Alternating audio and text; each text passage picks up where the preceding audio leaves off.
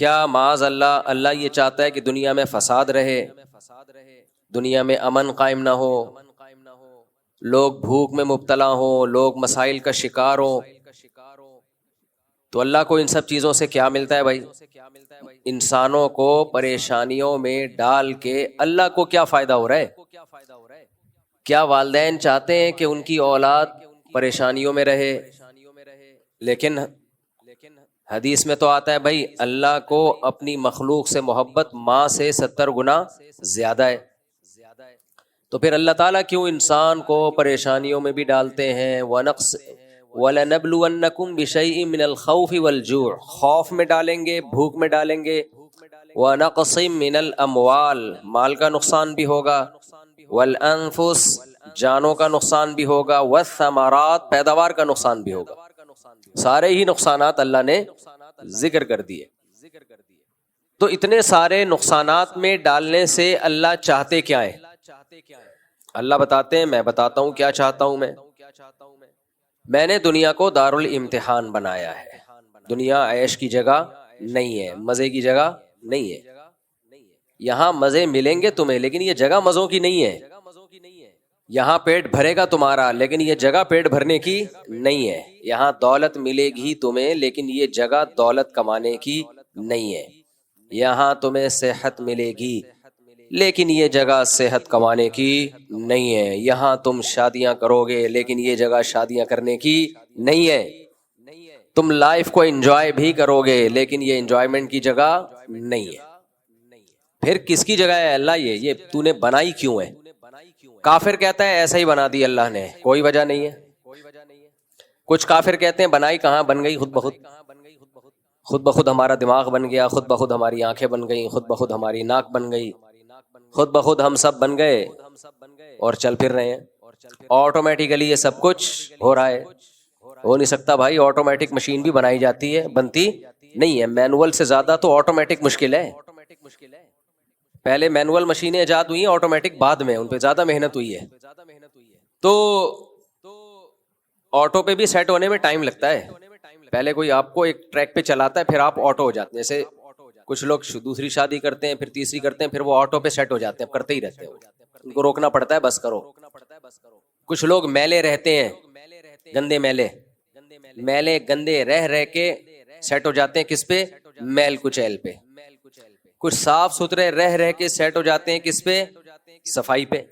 اب ان کو صفائی ستھرائی کی ترغیب دینے کی ضرورت نہیں ہوتی بھائی، وہ اسی پہ سیٹ ہو گئے۔ لیکن شروع میں سیٹ کوئی کرتا ہے یا خود آپ ہوتے ہیں؟ یہ کام آٹومیٹیکلی نہیں ہوتا۔ اعتدال ہے نا اسلام میں، نہ ان چیزوں سے دل لگاؤ۔ سورہ بنی اسرائیل کی کیسی بہترین آیت ہے۔ آج میں سفر سے آیا ہوں تو میری سیٹنگ بھی تھوڑی سی آؤٹ ہے، کیونکہ میں سویا نہیں ہوں پوری رات۔ تو قرآن کے الفاظ دیکھیں، لا تجعل یدک مغلولۃ الی عنقک، نہ تو اتنے کنجوس بن جاؤ کہ اپنے ہاتھوں کو گردن سے باندھ لو، ولا تبسطها کل البسط، اور نہ اپنے دونوں ہاتھوں کو ایسے پھیلا کے اڑانا شروع کر دو، وابتغ بین ذلک سبیلا، ان دونوں کے درمیان اعتدال والا راستہ اختیار کرو۔ اچھا، ہر آدمی کہتے ہے میں اعتدال سے چل رہا ہوں، نہ میں اتنا ایسے اڑا رہا ہوں اور نہ میں کنجوس ہوں، کیونکہ میں نے اس دن میری گاڑی کا شیشہ ایک بندے نے صاف کیا تھا، میں نے اس کو 10 روپے دیے تھے، میں تو بالکل بھی کنجوس نہیں ہوں۔ اس دن چمونی آپا آئی تھی ہمارے محلے میں، میری والدہ کی بڑی اچھی دوست ہیں، تو میں نے ان کو چائے پلائی تھی، میں نے یہاں میری مسز نے کہا تھا کہ 2 سموسے لے آؤ، میں لے آیا تھا۔ اگر میں کنجوس ہوتا تو میں کہتا نہیں، نان نفقے کے علاوہ کچھ بھی گھر میں نہیں آئے گا۔ تو آپ میں اعتدال ہے یا نہیں، یہ فیصلہ خود نہ کرو میرے بھائی۔ کبھی کچھ دن سخی لوگوں کے ساتھ گزارو تو ہم سب کو پتا چلے گا کہ ہم سب کیا ہیں، کنجوس ہیں۔ سمجھ رہے ہو، ہم سب کنجوس ہیں۔ کچھ دن سخی لوگوں میں اٹھو بیٹھو۔ اسلام چاہتا کیا ہے؟ جو اسلام چاہتا ہے وہ تو میں پوری بات کہوں گا تو شاید جمعہ پڑھنا چھوڑ دیں آپ لوگ۔ اسلام کہتے ہیں مسافر خانہ سمجھو اس کو، اتنا نہ اڑاؤ کہ کل مانگنے کی ضرورت پیش آ جائے، بس اس سے کم خرچ کرو، ٹھیک ہے نا؟ یہ رکھنے کی چیز نہیں ہے۔ لیکن ہم یہ نہیں، ہم نے تو کتنے سالوں کا جمع کر کے رکھا ہوا ہے, جمع ہوتا جا رہا ہے, ہوتا جا رہا ہے, ہوتا جا رہا ہے, پلاٹ کی شکل میں, گولڈ کی شکل میں, دکانیں, پھر پراپرٹی, ہوتے ہوتے ہوتے. کمال کی بات یہ, اسلام کمانے سے منع نہیں کر رہا, جمع کرنے سے منع کر رہا ہے. اور ہم نے دینداروں کو دیکھا ہے کمانے کی زیادہ کوشش نہیں کر رہے, جمع زیادہ سے زیادہ کر رہے ہیں. بھائی ارننگ بڑھاؤ, اپنی ڈبل کر دو, اس میں فائدہ ہے. مسلمان پاورفل ہوگا تو اسلام ترقی کرے گا. تو کہتے ہیں نہیں یار میری آمدن مہینے کی اتنی ہے تو مجھے کیا ضرورت ہے. لیکن اس آمدن کو کیا کر رہے ہیں, جمع کر رہے ہیں. بھائی کمائی ڈبل کر دو تاکہ خرچ بھی کیا ہو جائے, خرچ اچھی جگہوں پہ شروع کر دو. اپنے لیے نہیں کماؤ, قوم کے لیے کمانا شروع کر دو نا. ڈبل کمانا شروع کر دو, 4 گنا کمانا شروع کر دو, لیکن اس کمائی کو پھر خیر کے کاموں میں خرچ کرو. نبی صلی اللہ علیہ وسلم نے فرمایا ایماندار تاجر وہ شخص جو اس لیے تجارت کرے کہ لوگوں کے سامنے ہاتھ نہ پھیلانا پڑے, ایمانداری کے ساتھ تجارت کرے. پیغمبروں کے ساتھ ہوگا قیامت کے دن. حضرت عثمان اگر تھوڑا کماتے تو 400 گھوڑے دیتے جہاد میں. بولو نا, گھوڑا لینڈ کروزر تھا اس زمانے کی, 400 V8 حضرت عثمان نے دیے ہیں. کتنا کمایا ہوگا. ہاں اتنا کمانا کہ آپ اپنے صحت کی کبھی خیال نہ کر سکیں, آپ بیوی بچوں کو بھی ٹائم نہ دے سکیں, وہ پھر کمانے میں بے اعتدالی ہے. کمانے کا ایک حد تک آپ کے ٹائم اور جسم سے تعلق ہے, اس کے بعد کھوپڑی سے تعلق ہے. کھوپڑی نہیں استعمال کر رہا, گدھا بنا ہوا ہے, محنت بہت کر رہا ہے. ہم نے ایسے کمانے والے دیکھے ہیں کہ سارا دن کمانے کی فکر میں ہوتے ہوتے بچوں کی فکر ہی نہیں ہے, بیوی کو ٹائم نہیں دے رہے, ماں باپ کو ٹائم نہیں دے رہے, اپنی صحت کو ٹائم نہیں دے رہے. تو زیادہ کمانے کا یہ مطلب ہرگز نہیں ہے. زیادہ کمانے کا مطلب یہ ہے کہ کمانے میں ٹائم تو آپ نے اتنا ہی دینا ہے جتنا آپ کی صحت اجازت دیتی ہے. نماز کا ٹائم نکلے, تہجد کا ٹائم نکل جائے, تسبیحات تلاوت کا ٹائم نکلے اس میں آپ کے لیے, کچھ اللہ کا ٹائم بھی نکلے, کچھ دین کی تبلیغ کا ٹائم بھی نکلے, کچھ پڑھائی کا ٹائم بھی نکلے. ویڈیو نہیں بنائے بھائی, یہاں لکھا ہوا ہے نا, کچھ پڑھائی کا ٹائم بھی نکلے. یہ تمام چیزوں کا ٹائم نکلنے کے ساتھ ساتھ پھر کمانے کو ٹائم دینا ہے. اس میں پھر جب اتنا ٹائم دے کے پھر پلاننگ کر کے اس کو بڑھانے کی کوشش کرنی ہے, یعنی ارننگ کو بڑھانے کی کوشش کرنا ہے. یہ نہیں کہ آپ نے ٹائم زیادہ دینا شروع کر دیا. اس میں ٹائم زیادہ دینے سے تو آپ کی صحت کو نقصان ہوگا نا. ارے 5 نمازیں تو پڑھنی پڑیں گی نا ٹائم پہ, پھر تلاوت روزانہ کرنی ہے کہ نہیں کرنی ہے, صبح و شام کی تسبیحات ہیں وہ بھی کرنی ہے, تہجد کی بھی کوشش کرنی ہے, باپ کو بھی ٹائم دینا, اماں کو بھی, بیوی بچوں کو بھی, پھر باقی پھر اپنی ایکسرسائز وغیرہ صحت کو بھی, پھر باقی ٹائم کس کو دینا ہے, وہ پیسہ کمانے کو دینا ہے. پھر اس پیسہ کمانے کے کو جتنا ٹائم آپ نے دے دیا تو اس میں آپ کہہ سکتے ہیں کہ پھر ہم اس کو بڑھائیں کیسے. ہم تو 8 گھنٹے کمانے کو دے رہے ہیں, اب اس میں کیسے بڑھائیں ہم. تو بھائی کھوپڑی استعمال کر کے کیا کریں, اس کو بڑھائیں. کھوپڑی سے چیزیں بڑھ جاتی ہیں. کھوپڑی تو استعمال مسلمان کر ہی نہیں رہا ہے نا. اب یہ کہ کیسے کھوپڑی استعمال کریں, تو آپ خود استعمال کرو کہ یار میں یہ کام کر رہا ہوں تو میں اگر یوں کر لوں تو یہ ایسے بھی ہو سکتا ہے. یہ بیٹھیں گے تو سمجھ میں آئے گا انشاءاللہ آپ کی خود, لیکن بیٹھتے ہی نہیں ہے, سوچتے ہی نہیں. جو جہاں کھڑا ہے وہیں کا وہیں رہے گا وہ. خیر, تو میں کیا عرض کر رہا تھا, وہ تو بات ختم ہو گیا. آپ لیٹ آئے نا, اصل بات کچھ اور شروع ہے. اچھا خیر, جلدی سے بات کو میں لے کے آتا ہوں.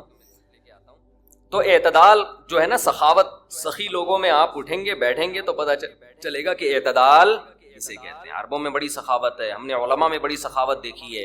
تو سخاوت کا مطلب یہ ہے کہ آپ اتنا خرچ نہ کریں کہ کل آپ کو مانگنا پڑ جائے.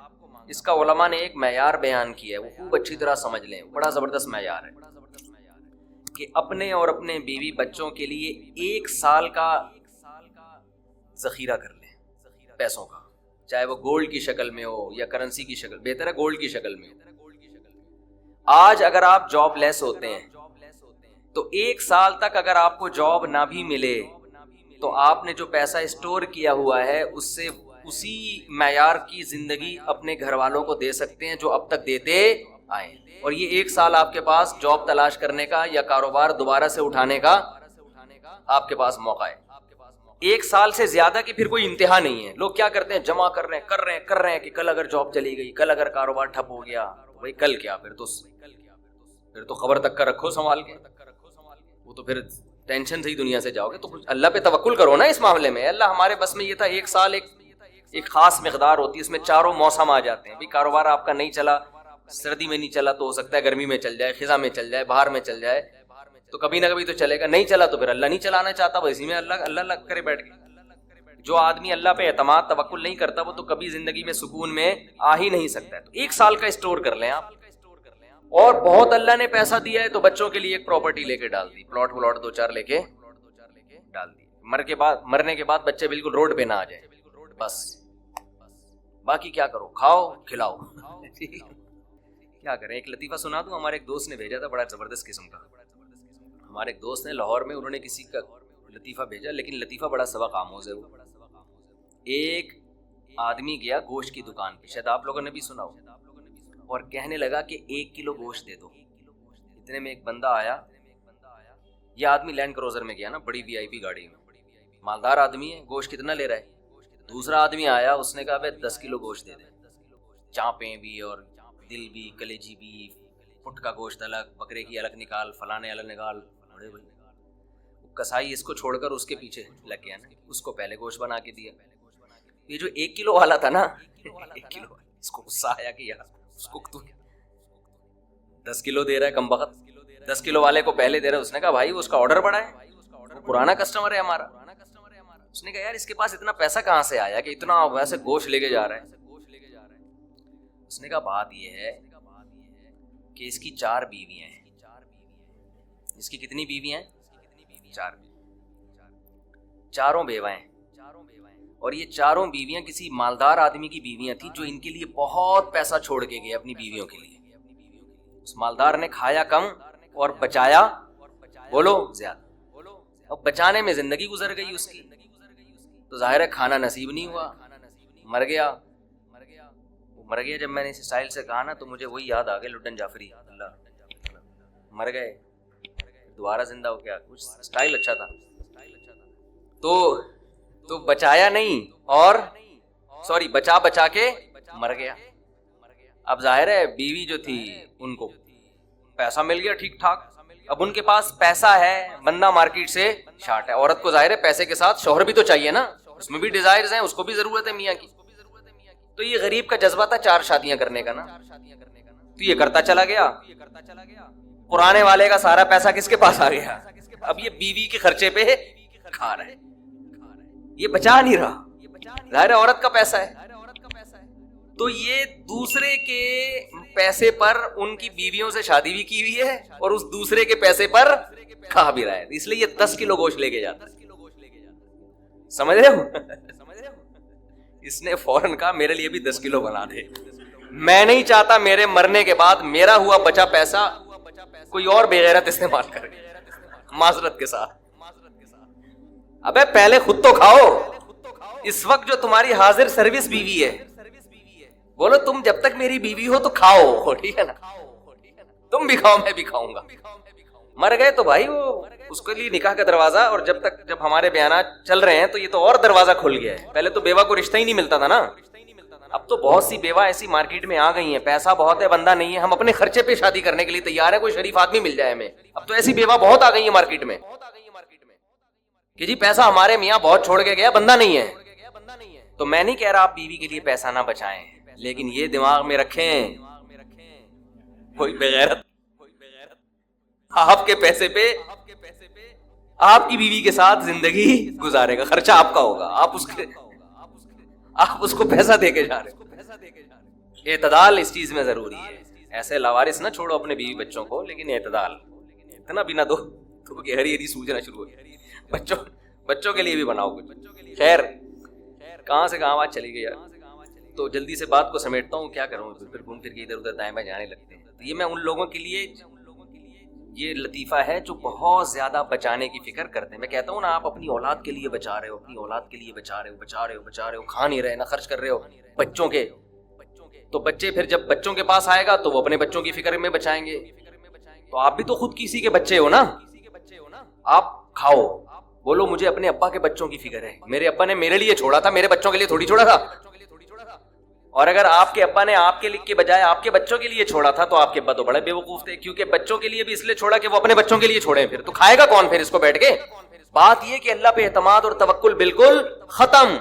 یہ بھول گئے ہیں کہ جب انسان دنیا میں آتا ہے تو صرف پیٹ نہیں لے کے آتا, 2 ٹانگیں 2 ہاتھ کمانے کے لیے لے کے بھی آتا ہے. آپ کا بچہ اپاہج ہے تو سمجھ میں آتی ہے بات, 2 ہاتھ 2 ٹانگیں, تو بھائی جیسے آپ نے کمایا وہ بھی کمائے گا انشاءاللہ.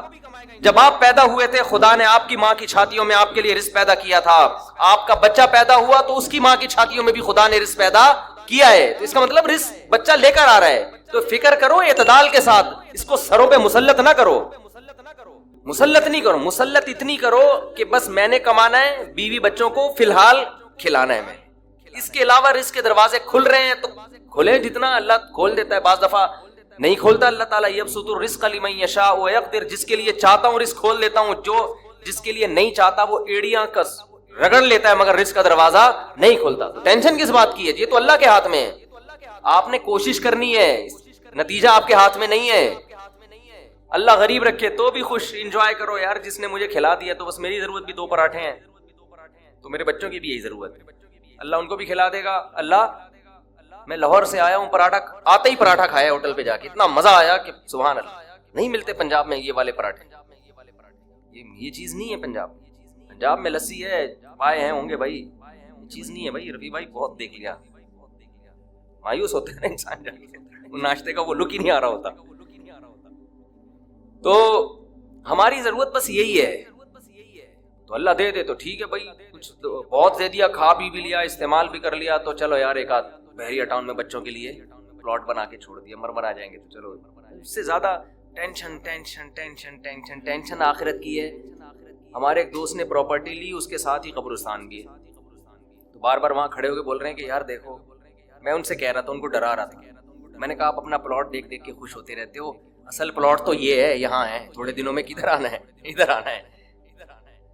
میں نے کہا یہاں آپ جو پلاٹ لیا اس پہ مکان بناؤ گے 10 15 20 سال کی کہانی ہے آپ کی, اس سے زیادہ کی مجھے سفید بال دیکھ کے لگ رہا ہے کہ ہوگی نہیں, اور یہاں 20,000 25,000 30,000 پتہ نہیں کتنا رہنا پڑے. تو جب اپنی پراپرٹی کو دیکھنے جاؤ, ساتھ میں یہ قبرستان پہ تھوڑی دیر کھڑے ہو کر دیکھ لیا کرو کہ یار آنا کہاں ہے, ادھر ہی. تو اتنا زیادہ خوش ہونے کی بالکل بھی ضرورت نہیں ہے. اس کی تیاری کیا کی ہے اس قبر کی, اس کی تیاری کرو. اس کی تیاری ہے راتوں کو تہجد, اللہ کے سامنے گڑ گڑانا, نظر کی حفاظت کرنا, حرام کھانے سے اپنے آپ کو بچانا, اپنی اولاد کی اچھی تربیت کرنا, یہ اس کی تیاری ہے اس قبر کی. ذکر کرنا, دیکھو یہ جو ہم ذکر کرتے ہیں نا, لا الہ الا اللہ یا سبحان اللہ والحمدللہ, یہ ہلکے کلمات نہیں ہیں. لوگ اس کو ہلکا سمجھ رہے ہوتے ہیں کہ کوئی تسبیح پکڑ کے لا الہ الا اللہ اللہ اللہ کر رہا ہے بیٹھ کے, کیا کر رہا ہے, ٹائم ویسٹنگ, معاذ اللہ. اللہ کو سب سے زیادہ یہ عمل محبوب ہے کہ میرا تذکرہ کر رہا ہے.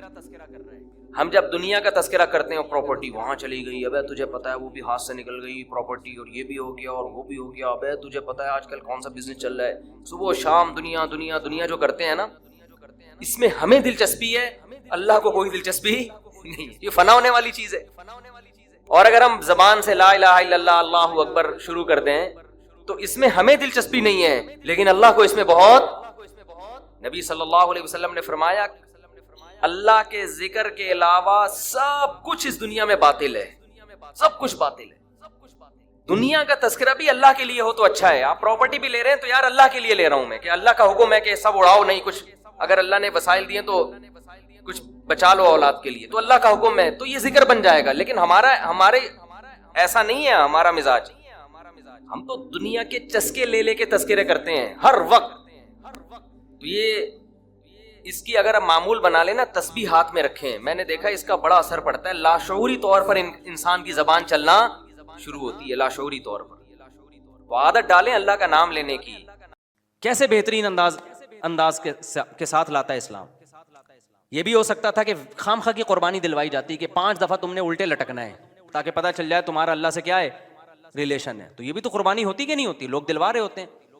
فوج میں نا جب ہم جو این سی سی کی ٹریننگ کی ہے نا کالج میں, تو وہ فوجی صوبیدار ہمیں ٹریننگ دیتے تھے, تو وہ یہ ثابت کرنے کے لیے کہ میں آفیسر ہوں, بعض دفعہ خام خواہ میں ڈنٹ پہ لو بیٹھ کے, چلو بھائی اب فوجیوں میں ہوتا ہے نا تاکہ آفس کے آرڈر کو فالو کرنے کا جذبہ پیدا ہو. اب ڈنٹ پیل رہے ہیں, ہمیں پتا تھا بھائی یہ ڈپس لگانے پڑیں گے آپ کو, ٹھیک ہے نا. وہ کہتا ہے جب کھڑے ہو کر دوبارہ لگاؤ. تو یہ سکھایا جاتا ہے فوجیوں کو قربانی کا جذبہ پیدا کرنے کے لیے. تو اللہ میاں ایسے بھی کر سکتے تھے کہ بس الٹے لٹک جاؤ, ٹھیک ہے نا, 5 ٹائم.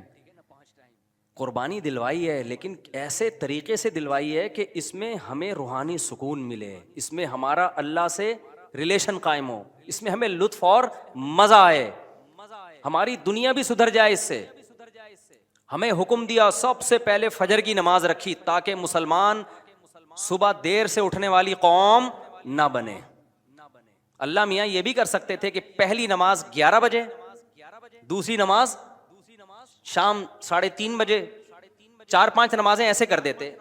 جہلم والی سرکار نے تو کر دی, فجر رکھی ہے اور ظہر کے بارے میں بولا ہے کہ عصر سے 20 منٹ پہلے آپ ظہر عصر پڑھ لیں اور غروب آفتاب ہوتے ہی مغرب عشاء بھی اکٹھی پڑھ لیں. تو یہ عملی طور پر 2 نمازیں ہوئی ہیں, ٹھیک ہے نا. 5 نمازوں کا مطلب ہوتا ہے اپنی تمام مصروفیات کو دوبارہ سے فارغ کر کے نماز کے لیے آنا. ظہر میں آپ سارے کام چھوڑ کے آتے ہو, پھر واپس چلے جاتے ہو, پھر عصر میں الگ سے آتے ہو, پھر واپس چلے جاتے ہو, پھر مغرب میں الگ سے آتے ہو, پھر واپس چلے جاتے ہو, پھر عشاء میں الگ سے آتے ہو. یہ 5 دفعہ قربانی دلوائی جا رہی ہے. اگر اس طرح سے نمازیں اکٹھی کرنے کا اسلام میں حکم ہوتا تو 3 دفعہ قربانی ہوتی, 5 دفعہ قربانی نہیں ہوتی. دیکھو ہم ظہر سے پہلے 4 سنتیں پڑھتے ہیں اور 4 فرض پڑھتے ہیں. ان سنتیں پڑھنے میں کوئی قربانی ہوتی ہے ہمیں؟ اس لیے کہ تو نماز کے لیے آئے ہوئے ہیں نا. تو اگر ہم 4 فرض کے ساتھ 4 عصر بھی پڑھ لیں تو عصر کی قربانی تھوڑی ہی پھر یہ. تو 5 نمازوں کا مطلب ہی 5 ٹائم پہ آنا ہے. اس میں شاپنگ واپنگ ہی تو رکاوٹ بنتی ہے, اور آپ نے شاپنگ کے لیے کہہ دیا اہل حدیث. حالانکہ اہل حدیث یہ مانتے نہیں ہے, لیکن یہ اس کی عادت ہے جہلم والی سرکار کی کہ کسی بھی مسلک میں کوئی بھی الٹا فتویٰ دے رہا ہوگا نا تو اس الٹے مولوی کو لا کے ہائی لائٹ کر کے مسلک کو بدنام کرنا. تو ایک اہل حدیث کا وہ چلایا کہ ایک اہل حدیث کہتے ہیں کہ میں جب 12:30 بجے شاپنگ کے لیے جاتا ہوں نا اپنی بیوی کو لے کے, تو 12:30 بجے ظہر کے ساتھ کیا پڑھ لیتا ہوں. یہ جہلم والی سرکار کا کلپ میں نے خود اپنے کانوں سے سنا ہے کہ 12:30 یا 12 بجے جیسے ہی ظہر کا وقت داخل ہوا تو ظہر کے ساتھ فوراً کیا پڑھ لیتا ہوں, عصر. حالانکہ قرآن میں سورہ نور میں اللہ کیا کہتے ہیں, رجال لا تلہیہم تجارۃ ولا بیع عن ذکر اللہ و اقام الصلاۃ. مسجدوں میں ایسے لوگ ہوتے ہیں کہ ان کو تجارت اللہ کی یاد اور نماز سے غافل نہیں کرتی. بزنس ہی اللہ کی یاد, اور اللہ فرماتے ہیں مسجدوں میں ہوتے ہیں. پتہ چلتا ہے کہ کہاں آگے پڑھنی ہوتی ہے, جماعت سے بھی اور اپنے ٹائم پہ بھی. اور اسی شاپنگ کو آپ نے ذریعہ بنا لیا 2 نمازیں اکٹھی کرنے کا, اثر گول کر دیا آپ نے. یہ ہے تفقہ اور بصیرت, سمجھتے ہو. اور اس نماز کا اجر خراب کیا ہے جس کی سب سے زیادہ تاکید قرآن بیان کر رہا ہے. تو خیر, تو کیسا ریلیشن ہے, جلدی سے بات کو سمیٹ کے میں ختم کرتا ہوں. سب سے پہلے اللہ کیا کہتا ہے, مسلمان اپنے مسلم ہونا ثابت کرنے کے لیے کہ میرا اللہ سے ریلیشن ہے, اللہ نے کہا کہ 5 ٹائم نماز پڑھنی پڑے گی. اور یہ 5 ٹائم نماز کیوں رکھی ہے پتہ ہے آپ کو؟ کیونکہ وقت میں بہت بڑی تبدیلی ہوتی ہے. اللہ کہتے ہیں جب بھی اس کائنات میں بڑی تبدیلی ہوگی تو سب سے پہلے میرے سامنے سجدہ کرو گے, اس کے بعد اپنے کاموں میں لگو گے. تبھی تو قرآن کہتا ہے اقیم الصلاۃ لدلوک الشمس الی غسق اللیل, نمازوں کو قائم کرو دلوک شمس, سورج ڈھلکنے کے وقت, الی غسق اللیل, اور راتوں کے اندھیروں میں. تو غسق اللیل میں 2 نمازیں آ گئیں, مغرب اور عشاء. یہ دونوں رات کی نمازیں ہیں, لیکن ان دونوں کے اوقات میں بڑا فرق ہوتا ہے. مغرب میں فل اندھیرا نہیں ہوتا لیکن روشنی بھی نہیں ہوتی, بہت زیادہ وقت میں تغیر ہو جاتا ہے. اور غسق جو ہے لیل جب انتہائی درجے کی ہوتی ہے تو وہ عشاء کا وقت, جب بالکل کیا ہو جاتا ہے, اندھیرا. آگے اللہ کہتے ہیں وقرآن الفجر, اور پھر فجر کا وقت بالکل ڈفرینٹ ٹائم ہوتا ہے. مغرب کا وقت باقی اوقات سے بالکل مختلف ہے. سورج ڈھل گیا, غروب ہو گیا, لیکن ابھی روشنی ہے, اندھیرا شروع نہیں ہوا. پھر گھپ اندھیرا ہو گیا. یہ کیا ہے, یہ بڑا تغیر ہو رہا ہے زمین کے اندر. تغیر سمجھتے ہو, تبدیلی, چینجنگ, آسان لفظ استعمال کرنا چاہیے مجھے بھی. بڑی چینجنگ آ رہی ہے ٹائمنگ میں, اور اس سے انسان کے جذبات میں اور احساسات میں بڑا فرق پڑتا ہے. ظہر کا تو فجر کا وقت بالکل ڈفرینٹ ہے, ابھی دن طلوع ہونے والا ہے. پھر سورج ہوتے ہوتے جب ڈھلکتا ہے نا, بالکل بلندی پہ پہنچ کے تیز تپتی ہوئی دھوپ ہوتی ہے جس کو اللہ دلوک شمس کہہ رہے ہیں. دلوک کہتے ہیں ڈھلکنا. تو سورج کا جو ڈھلکنا ہے نا, بلندی پہ جا کے لڑکنا نیچے, اس کو کیا کہتے ہیں؟ اس میں اللہ نے 2 نمازوں کا ذکر کر دیا, ظہر اور عصر.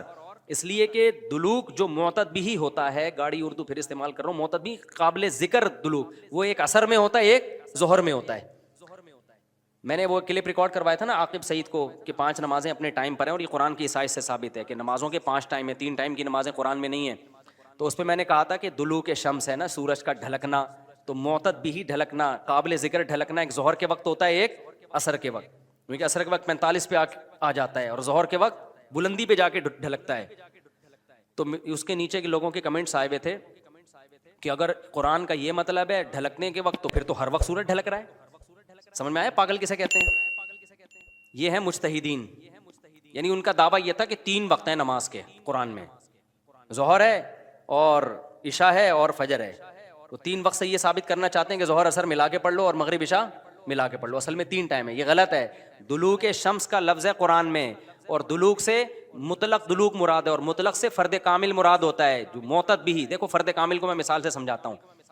پہلے میں یہ جنہوں نے اعتراض کیا نا اٹھ پٹانگ قسم کا، ان کے اعتراض کا جواب دوں. یہ کہتے ہیں ہر وقت، واقعی ہر وقت تو دلوک ہو رہا ہے، لیکن اس کا تو کوئی بھی قائل نہیں ہے. ایسے تو 1 کروڑ نمازیں ہو جائیں گی